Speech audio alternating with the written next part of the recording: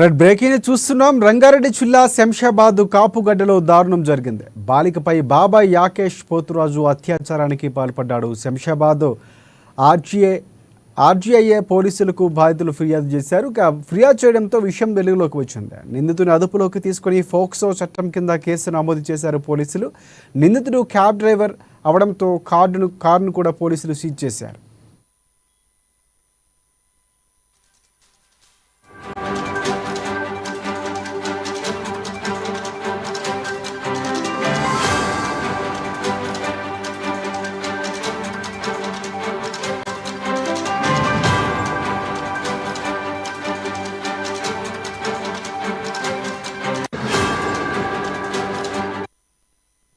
Right breaking చూస్తున్నాం. రంగారెడ్డి జిల్లా శంషాబాద్ కాపుగడ్డలో దారుణం చోటు చేసుకుంది. బాలికపై బాబాయ్ యాకేష్ పోతురాజు అత్యాచారానికి పాల్పడ్డాడు. ఇక శంషాబాద్ ఆర్జీఐఏ పోలీసులకు బాధితులు ఫిర్యాదు చేయడంతో ఈ విషయం వెలుగులోకి వచ్చింది. సొంత బాబాయ్ అత్యాచారానికి పాల్పడంతో ఒక్కసారిగా కుటుంబ సభ్యుల్లో ఆగ్రహావేశాలు వ్యక్తమయ్యాయి. నిందితుని అదుపులోకి తీసుకుని ఫోక్సో చట్టం కింద కేసు నమోదు చేశారు పోలీసులు. నిందితుడు క్యాబ్ డ్రైవర్ కావడంతో కారును కూడా పోలీసులు సీజ్ చేశారు.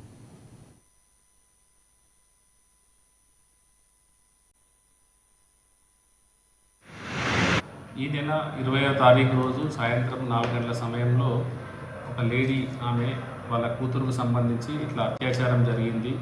ఆ అమ్మాయికి అంటే వాళ్ళ మరిది చేసింది. ఇట్లా అమ్మాయికి బాబాయ్ అవుతాడు. అతను చాలా గత 1 ఇయర్ నుంచి క్లోజ్గా ఉంటుండు.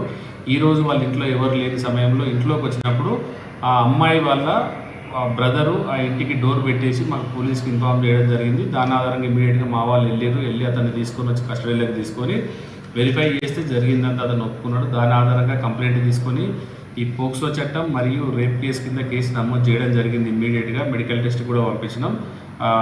21వ తారీఖు రోజు మార్నింగ్ అవర్స్లో ఈ అక్యూడ్ని పోతురాజు యాకేష్ ఇతన్ని సంబంధించి అరెస్ట్ చేసి అతని వెహికల్ కూడా సీజ్ చేయడం జరిగింది. అది కోర్టుకు పంపించి చెంచల్గూడ జైలుకు పంపించి ఏం చేస్తారు సార్? ఇతను క్యాబ్ డ్రైవరు.